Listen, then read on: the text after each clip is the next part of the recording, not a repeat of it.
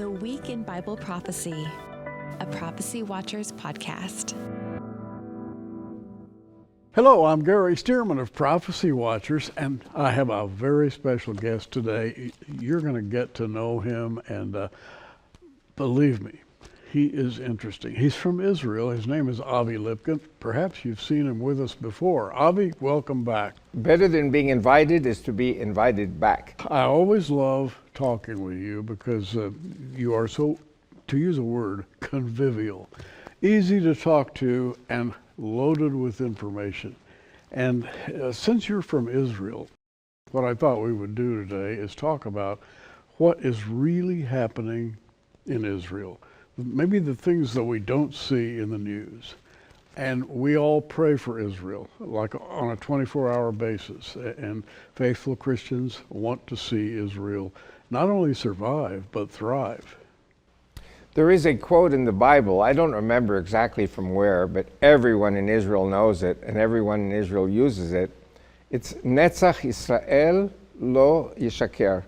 The victory of Israel will never fail us. Ah. And I know we had a Holocaust and we've had lots of failures in 2,000 years and more.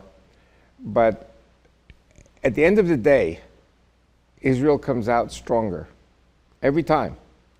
And that's because God is not a liar. God says, I will stand with Israel. They will be my people. But the question is, will I be their God? And so we do our best, but the point is we are now talking during the summer of 2025, and our population has surpassed 10 million. I moved to Israel in 1968. We were 3 million Jewish people.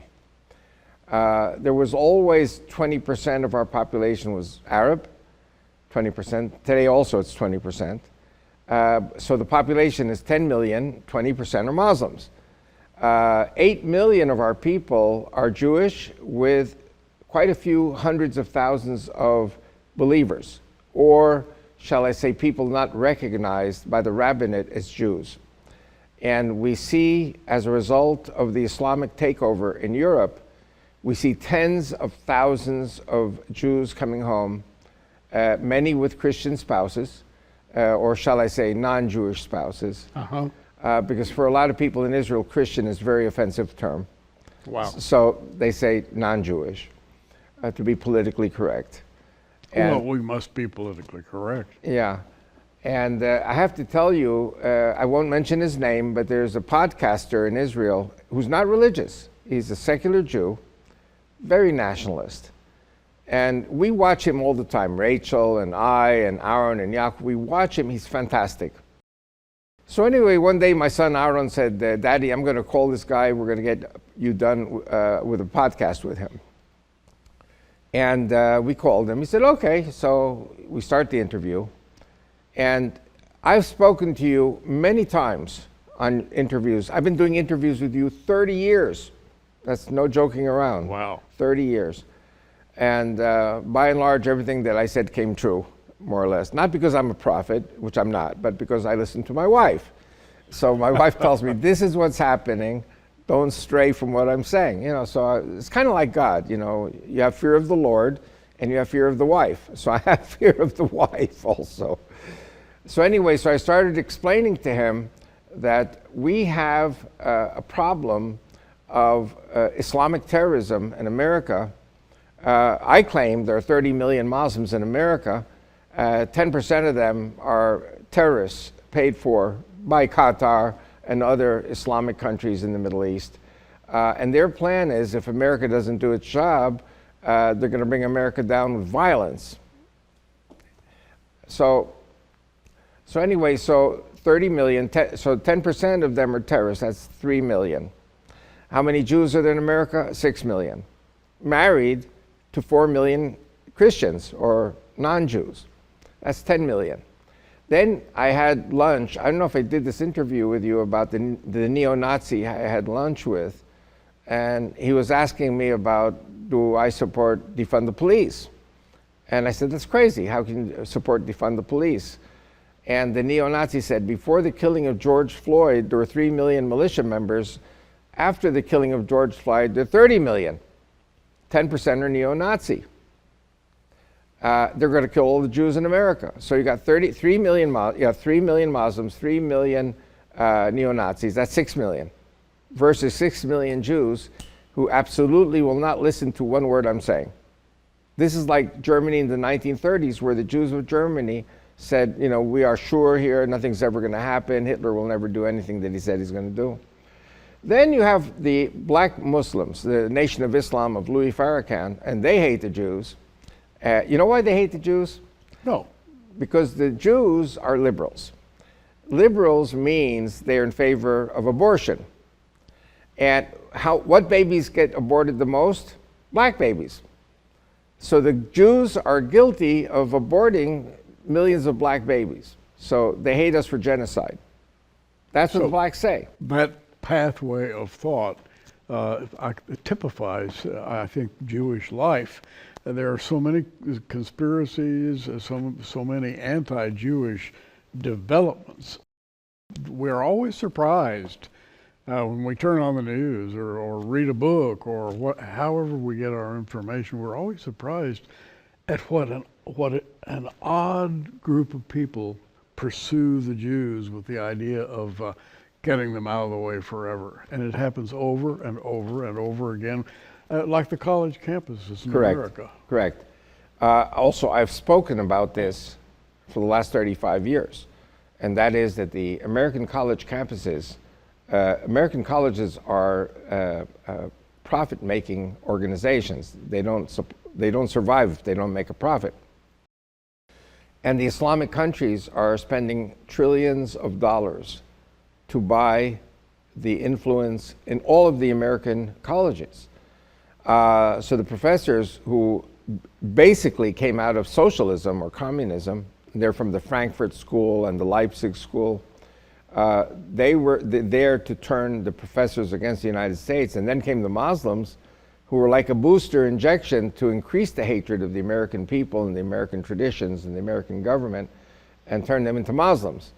So in my opinion, and if I were to sit down with anyone now over a cup of coffee, I would show them that there are 30 million Muslims in America today. But of course, there are no statistics.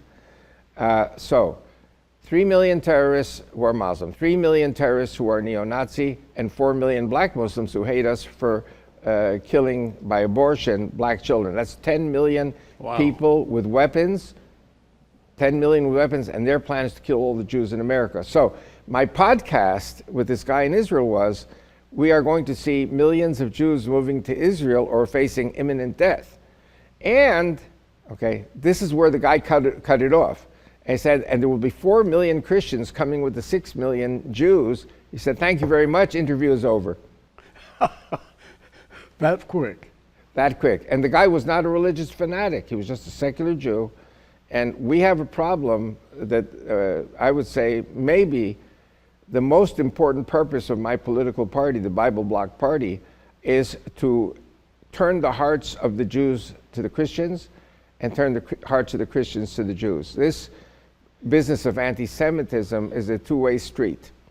And the Jews who hate the Christians, they're anti-Semites. Raising consciousness. You know, that's one of the reasons that we study and teach Bible prophecy, because Bible prophecy talks about the latter-day regathering of the Jews, the blessing of the house of Israel, the rebuilding of the temple, all those things in the Bible, and we're excited about it. And Christians, Bible-believing Christians, are always rooting for Israel, and this goes way, way back. And I can't tell you how many Christians I know who daily pray for the peace of Jerusalem, just as is commanded in the Bible. And we're on your side. We're pulling for you. There's something, before we continue any further, I want you to clarify for me Gaza.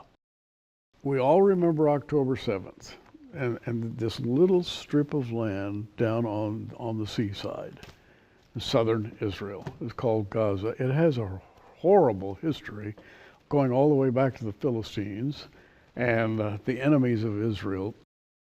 How do Jews look at Gaza and what happened there? Well, that's a very good question. And the answer really is, I don't want to say it's simple because it's not simple, but the Jewish people are controlled today. It's changing, but the Jewish people are controlled by socialism, by communism, both of which believe in the solidarity of all the nations. And so, for example, Gaza Muslims, solidarity of all the nations, we have to love them. One of the reasons communism attracted the Jews so much in Russia and in Europe in general was because the hatred of the Jews in Europe was so endemic that the Jews said, you know what? Why are we being persecuted? What did we do? We didn't do anything. Yeah. We're just being persecuted. So where did this come from? This came from God. And so God, the Bible, and Jesus Christ. That's what the Jews were saying. So the Jews said nationalism comes from all these evil things. So if you abolish God, this is the socialist communist ideology, abolish God, then all these horrible things will disappear. The problem was it didn't. The hatred always remained. And so a lot of these people who were communists, loyal communists, they believed in communism, they believed in the solidarity of all the nations. Then they moved to Israel over 100 years ago. And they said, well, you know what, if they hate us, okay, we leave. So we went to Israel to establish a communist utopia. Oh, yes. And by the way, it was blessed. People marveled at the regathering of the 12 tribes. And what happened to Israel in like 1 century, it went from a barren wasteland to a thriving country. Remember Mark Twain? I do. He said, if this is the promised land, I sure don't want it promised to me. Yeah. Because the land of Israel in the 1800s was so forlorn that Mark Twain traveled for a full 2 days, didn't see one human being. The country was empty. It was either swamps, malarial swamps, sand dunes, or bare mountaintops, because the Turks cut down all the trees. So anyway, so the Jews came back. They pulled their shirt sleeves up. They stopped with the religion. They stopped with Sabbath. They stopped with kosher food. They stopped with putting on phylacteries and prayer shawls and praying. There's no more God. So we are now in utopia. No more God. Wow. And in other words, God was getting in the way. Yes, but solidarity of all the nations. So we love the Arabs, and we love the Gaza Arabs, and we love the Judea and Samaria Arabs. And even if they kill us, we believe in solidarity of the nations. Well, you know, Gaza goes all the way back to the Philistines. Right. In what we call the Old Testament as Christians. And the Philistines were a hardcore lot of people, just like today's Hamas. Right. Some things never change. Correct. You know why? Why? The devil never changes. This is the devil. And, you know, I don't want to start talking like a preacher now. That's okay. It's okay. I'm in the right place. You're in the right place. We do not, we Jewish people say, oh, there's no devil. There's no devil. I have tremendous religious debates in Israel with my Jewish brethren. Yes, there is a devil. And God did not create us as robots. We have to choose. Are we with God or are we with the devil? So those who are with the devil, they are perfectly happy to abandon God and abandon everything that God told us, abandon Zionism.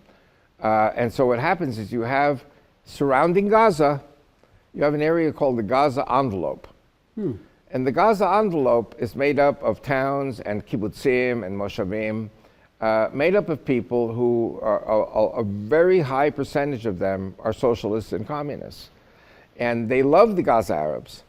And when the Gaza Arabs attacked on October 7th, it was a big surprise because the Jewish people were so socialist and so much believed in the solidarity of all the nations that all these terrorists were entering Jewish homes and working for Jewish people. And they knew every Jewish person in these communities surrounding Gaza.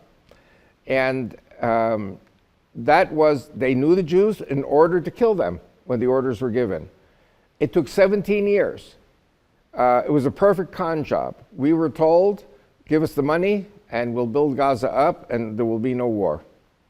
And little by little, we could see the intentions of the Gaza Arabs becoming worse and worse and worse. But the hardcore socialists still said, solidarity of all the nations. We have to love the Gaza Arabs. Wow. And then they came and killed 1,200 of our kids and 880 of our soldiers. And we remember that it was a grievous thing. What I'm interested in, based on what you're saying right now, is how do those people, those socialists in southern Israel feel today? What are they doing? What are they thinking? Well, that's a good question, and the answer is a little complicated, but I'll say in one sentence. A lot of these left-wing people have now become right-wing. Others are still left-wing, and they said, well, the Gaza Arabs made a mistake. They shouldn't have done all that kind of hatred. But the thing is, they still don't get it that there's God. And that the people who made all these pro-Arab decisions were anti-God. And those who love God are the Zionists. They're the ones who say, hold it. You know, that's not what we are here for.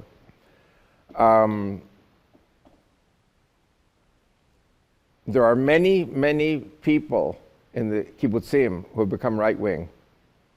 But there's a fight going on. This is a process for the people to wake up.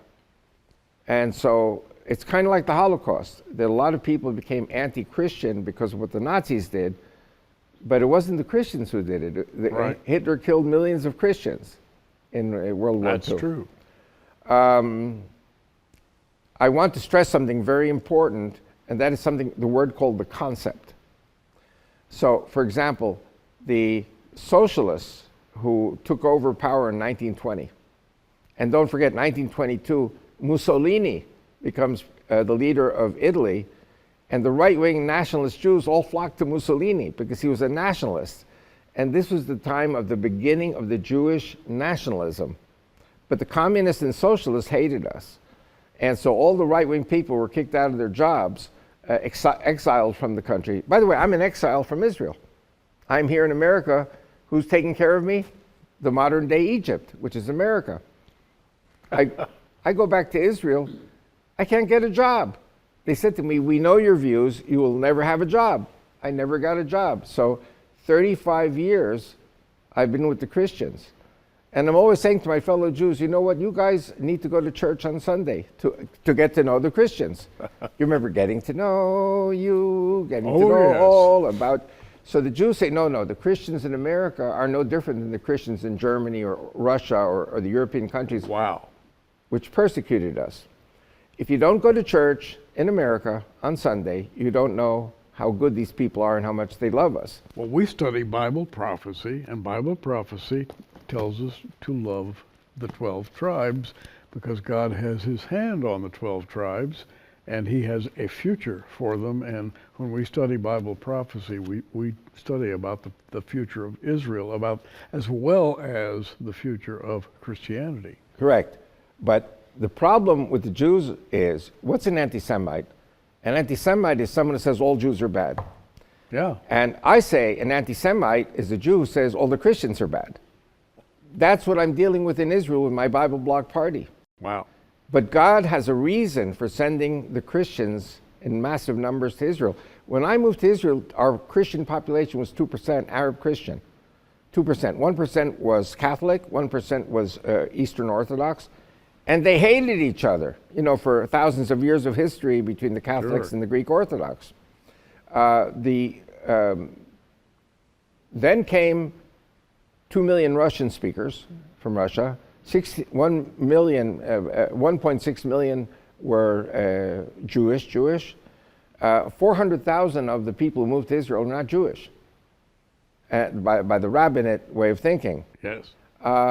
And they're very scared. They don't want to talk about my political party. They're afraid that the rabbis are going to kick them out of the country. Now, for those who may not know, give us a few seconds on your political party and the Knesset.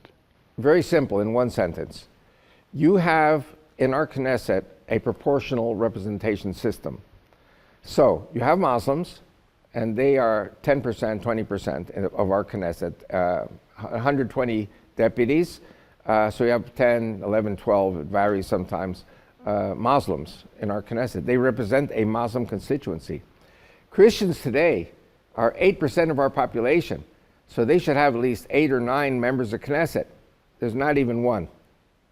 My party, out of 40 parties, we're the only party that gives representation to the Christians. Half of our candidates for the Knesset are believers. They can be Russian speakers, they can be Messianic, they can be right-wing, from all different types of groups, Ethiopians, Americans, Israelis. I have to campaign in 5 languages in Israel to reach everyone, because there are believers of all these different languages. So the process of the regathering of Israel, which we speak, is complex. And it's increasing. And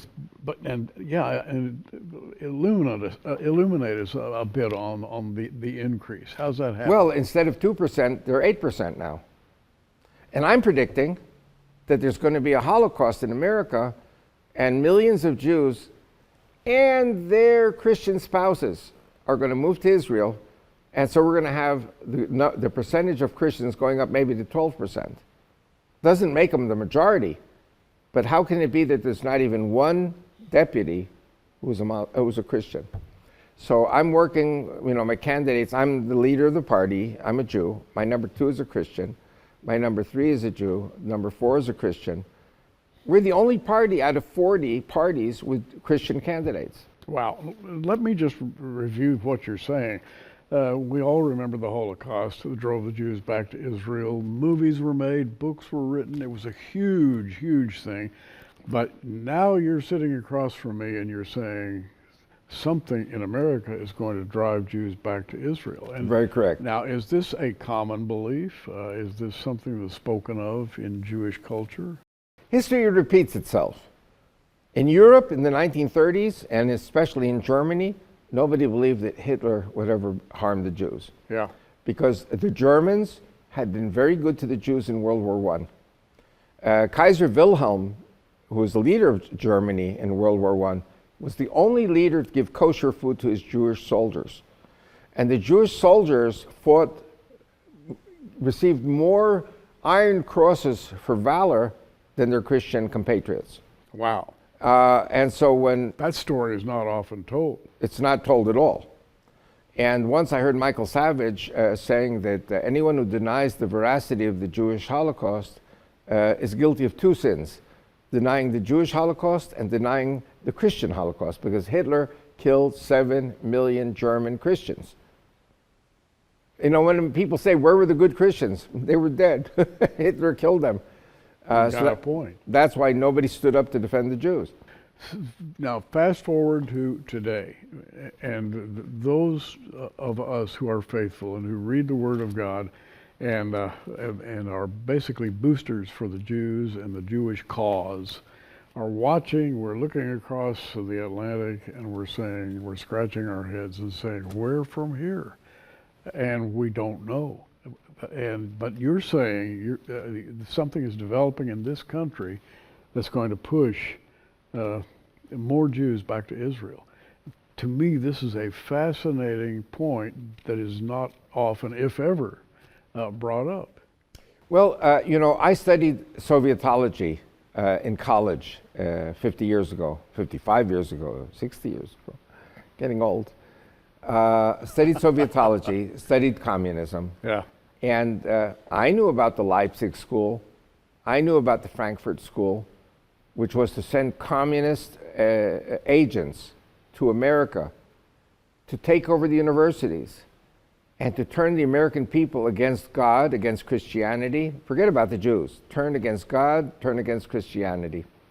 And I wrote about this in my second book, Christian Revival for Israel's Survival, the Sultan of Brunei came to Duke University. Qatar came to different universities. They divided up America by zones, and billions of dollars were spent on promoting Islam in the universities.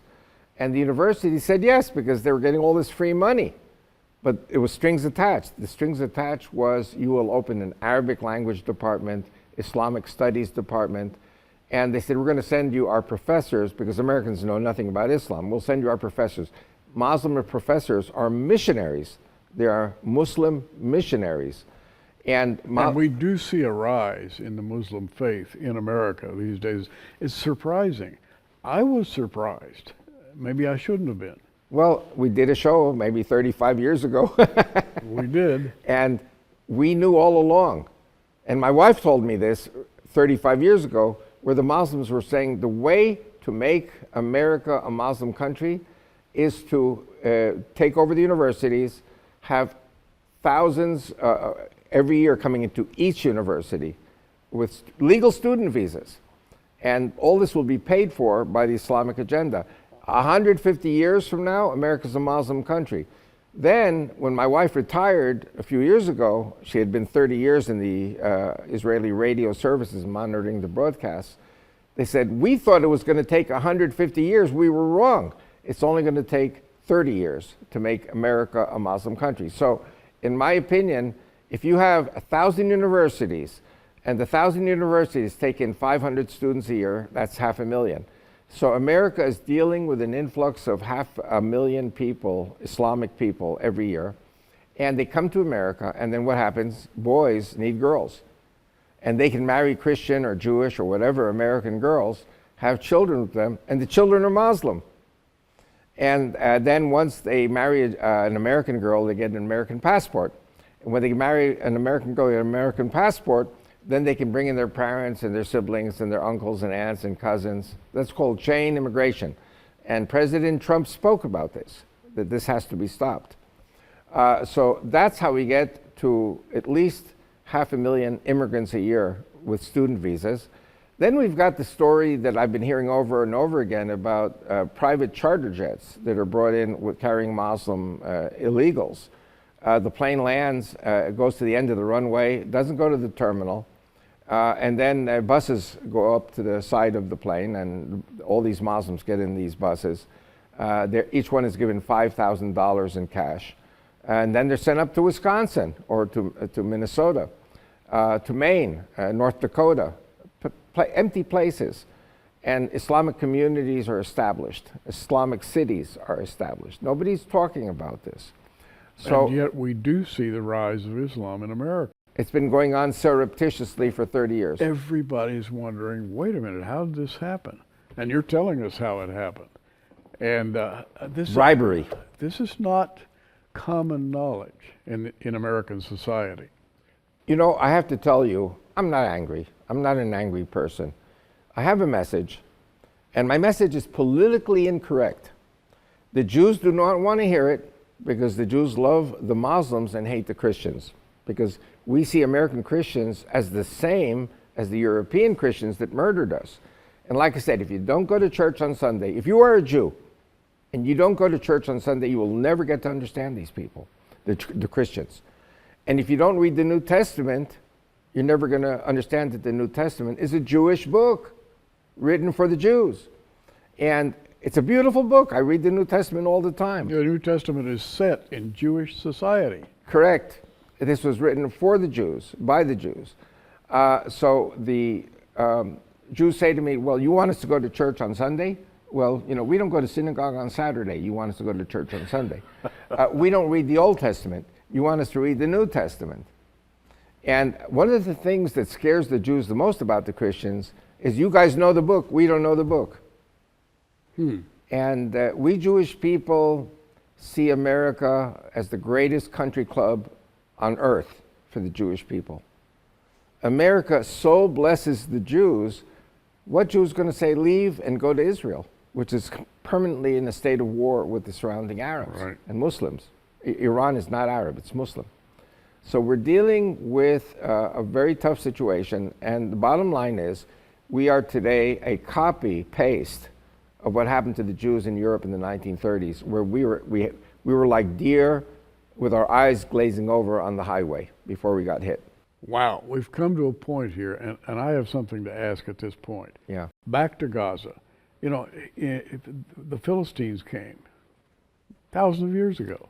They came and they landed in Philistia, which became today's Gaza, basically.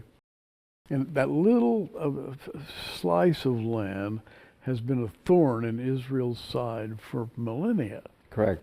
What's happening now? Where do you see it going now? What's going to happen to Gaza and the communities to the east of Gaza and to the northeast of Gaza? Well, I have to tell you, firstly, there's a tremendous boom. There's a tremendous real estate boom in Jewish housing surrounding Gaza. It has become one of the most desirable places. Everyone wants to move there. The Jewish people. Really? Yeah.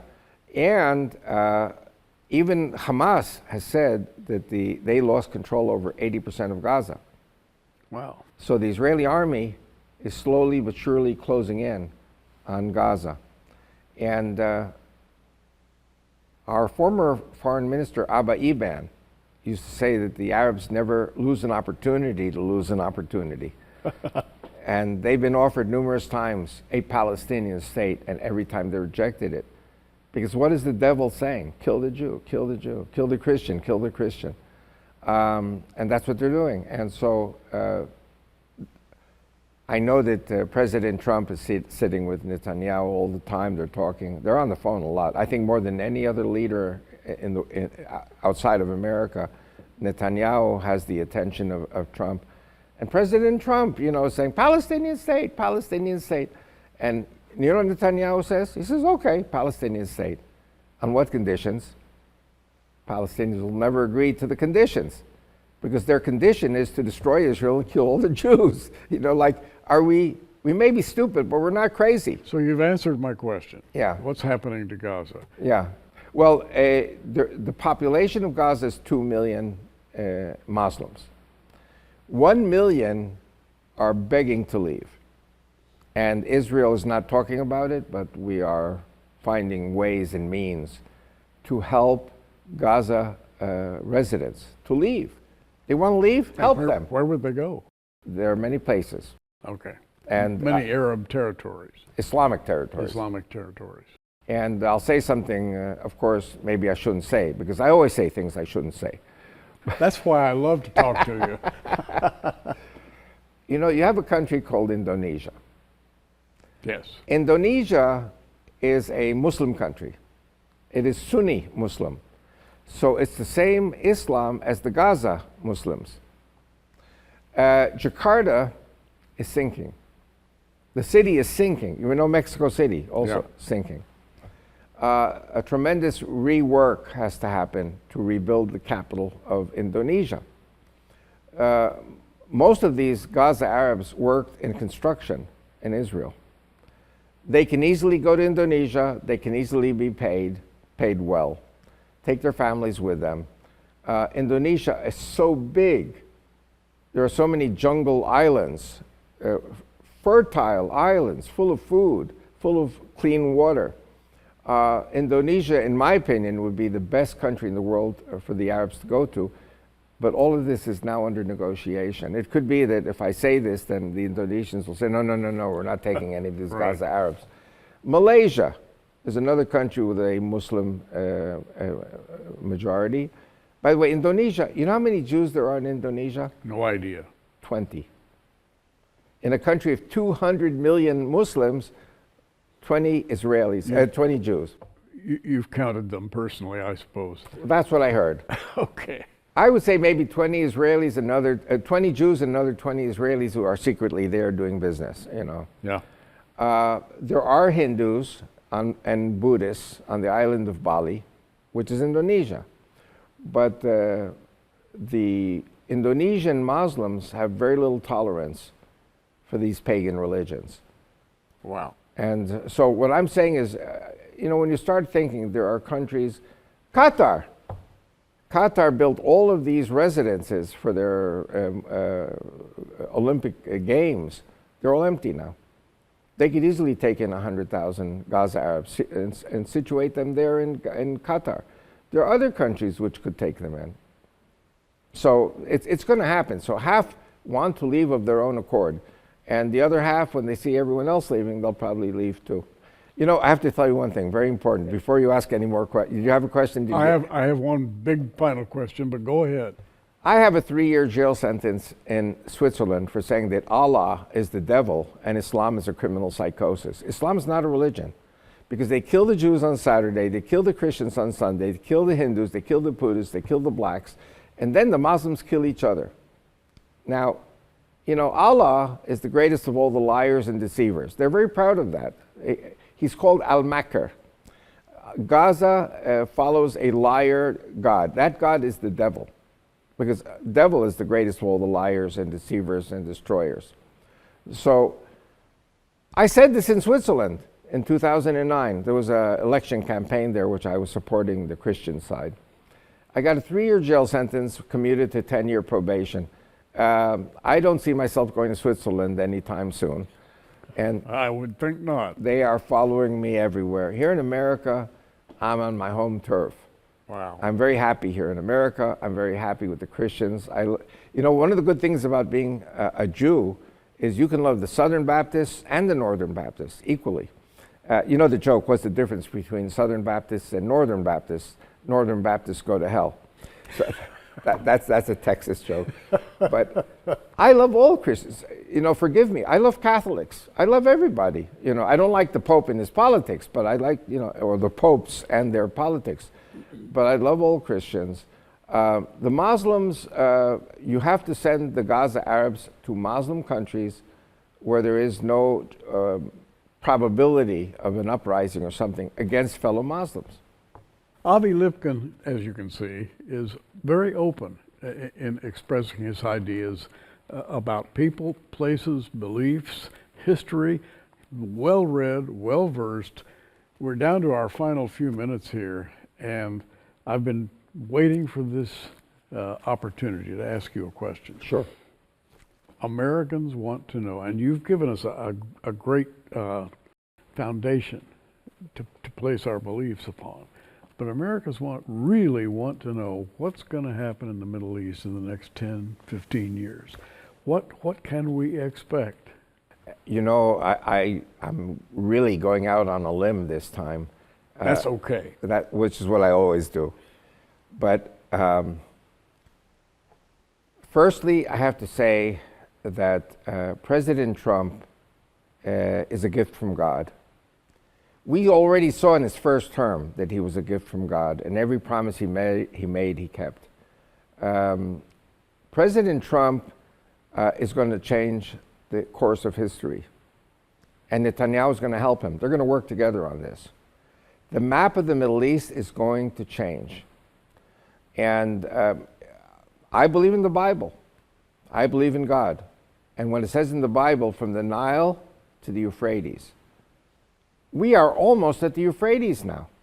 Wow. People don't know how is that, but the moment Bashar al-Assad fled to Moscow and the ISIS terrorists came down from Turkey, and they're going to kill all the Jews. So there's a strip of territory along the border with Jordan, and at the very eastern end of it, there's a mountain called Suwaida, you know, a mount of the Druze, and they theoretically could provide the Kurds with a ground path. The Kurds are on the Euphrates. Yes. When we reach the Euphrates, we will be neighbors with the Kurds. And the Kurds are our best friends. Kurds have always been friends of Israel. The Kurds are 50 million. They don't have a state. So I'm predicting a Kurdish state. I'm predicting the Turks are going to try a war with Israel, but they're going to be taken apart because you're going to have Shiites in southwest Turkey and you have Kurds in southeast Turkey. The Kurds need 2 air routes for their airline because the Iraqis will not let them fly out unless they surrender to the Iraqis. One of the air routes, which they're using now with the permission of Iraq, is to fly north through Azerbaijan to Russia and then all over the world. But there's another air route that will go over Suwaida, which is Druze, over northern Israel, and then over the Mediterranean, like El Al. Sure. And so we will reach now to the Euphrates. I think that the Egyptians are on the cusp of making a very, very dangerous decision, which is to attack Israel again, for the umpteenth time. When that happens, Now, just for clarity, say that again. Who are these Egypt people? and Turkey are two countries that are getting ready to attack Israel. Okay, I just wanted to make that clear. Yeah. And so when all that happens, we will reach the Nile, we will reach the Euphrates. We are already very close with Lebanon, and the bottom south country is Yemen, the ones that are attacking us. It's in the Bible. When you read the Bible, you see the borders very clearly. My Bible is open to that particular. Oh, you set me up. Okay, good. I love you. Well, Zephaniah talks about Gaza, and that's why I asked you so much about Gaza, and because it's very important. Even Donald Trump has weighed in on Gaza and saying we should make it a resort zone, and A Riviera. Riviera. And so I wanted your opinion on what you think is really going to happen. Well, if I had said, before Trump had said it, that all of the Gaza residents should be exported to different countries, I'd be put in jail. Wow. I have to be very careful what I say in Israel, because Israel's not first. Israel's always last to open up its thinking. But when President Trump says, if these people don't want to live in peace with the Jews, they should go live in peace with the Arabs somewhere, or the Muslims. So we are going to empty out Gaza, and we're going to do exactly as President Trump says. President Trump is my hero. He's my hero, and he's Israel's hero. And if there are Jews who love President Trump, they're the ones who are from Israel. And that Riviera, quote unquote, that everybody laughed at, you're not laughing. No, I'm not laughing at all. But what I am saying is, internally, America has a mess brewing. We have a mess because the Muslims are so much in control. The universities are controlled by socialists who work with the Muslims to decapitate Christian America. Wow. And so my message always, I'm a Jew preaching Christian revival. The only thing that can save America is a Christian revival. Keep on praying, and we're going to be praying for you and yours. I think Bible-believing Christians who study prophecy and who understand the major prophets, the minor prophets, of course the New Testament has a lot to say about Israel in the latter days, and we are, I think, Israel's best supporters. Amen. No, Israel's only supporters. Ah. Israel's only friends are the Christians.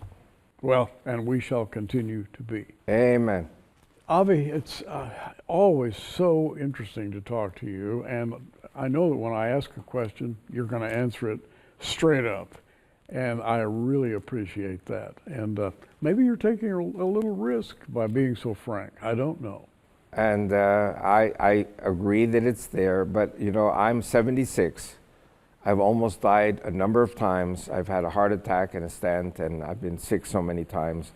And at 76, this happens to people. And God is saying to me, I can take you like the bat of an island. You just keep going on, and maybe I'll let you live a little longer. Well, let's pray that you do, because I really appreciate your wisdom. Thank you. Avi Lipkin, you know, the Bible says, pray for the peace of Jerusalem. We do that.